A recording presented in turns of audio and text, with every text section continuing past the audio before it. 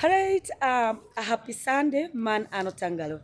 Abino tin katibungo, abino kodo wek loka jerol kodo yue warwote. Lok do tumo. Adugo ki lok ma pira tektin. Tela mi gulu sito tika keluye. Tika keluye man raja di dangan mani an bena bi mako mana bi nga gi matika mako kwene.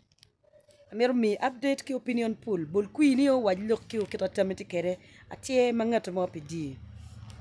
Watiki meya mi gulusite, watiki meya mi la ropeche, watiki meya mi badegla ibe, watiki woman member of parliament mi gulusite, watiki councillors ma beach a level ma part. Nga matika chero kwena. Kayine neno e gulusite, ono la tela futi la dit kwa meya.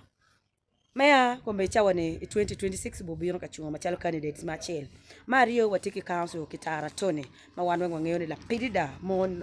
director made the cabinet. Madek watiki George Labeja, the former mayor Meguru Municipal Council. Mawanwe ngeo wabarne Labeja tiaki. Mokene watiki jero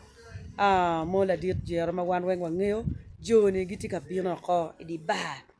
Ye pa kwan nying jomo ken mabion ka luoko dano anatika luoko nyotika luongo nying joma ana ngeo ni kagiti ballot paper tigitele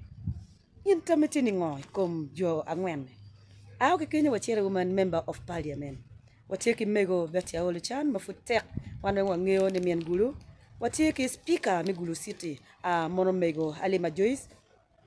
wacheki mego la kejole ma kongeno chungi flag pa DP mono mego me invisible children watiki lagum eno bedo pasta unungeo mego lagum ki lokome I don't know much about her watiki mego makiluone obina mo obina Judith kachiel ki Fiona watiki candidates abichiel tamu i opinion tieni ngo kawa ake Kenya wachero iba dege laibi wangeo ni ngata futi kom machalo division mayor ena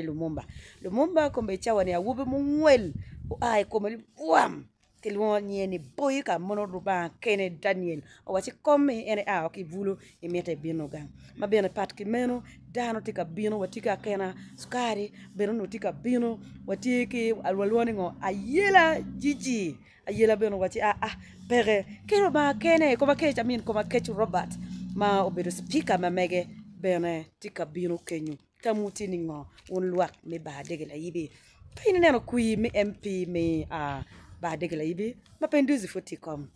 chon ngur ber ka karni gen bichung gen ke otema awan bar tema wayone en pila politician en la tich pagamente fut pay retire kombe chawa ni mer mapenduzi ko benu ochung kachiel gen ki ngagi jone wano fut wanogi ento kede ka bedi kumeno wawinyo ni ogeriti ka binu ka chwe ko mapenduzi o Tim Francis ma obedo kansila ma ngwen wachi en penwe wat kwan en la wot malo tamuti ni ngo from council to parliament fam jomo keno pegi balo chawa watie ke Landro koma kech mayang obedo MP Migulo city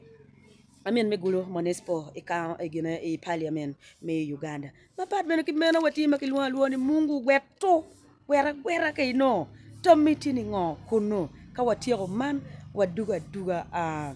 ila ropaje city division maya mono la choma bu ma ujwa makwiri futi kom kilwonye o Tim Joffrey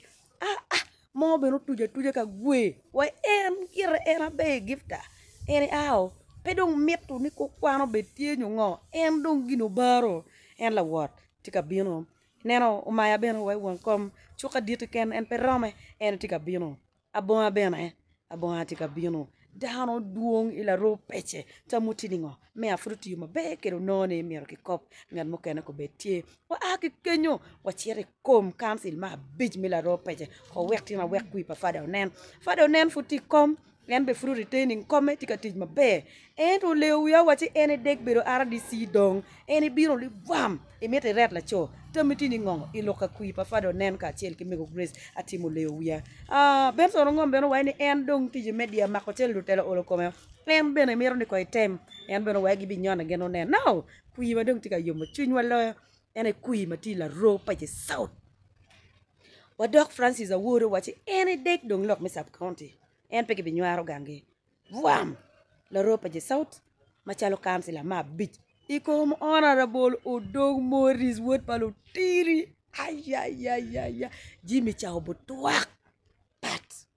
kau tuak kenyu chiroko ila rope che north. No Honorable Nono Dennis Mirgu chile ugen ko gweta ka chile ki speaker mila rope che city division mono la diro yo Jimmy. Kanino beru ka follow otangalo abi biru ka mini.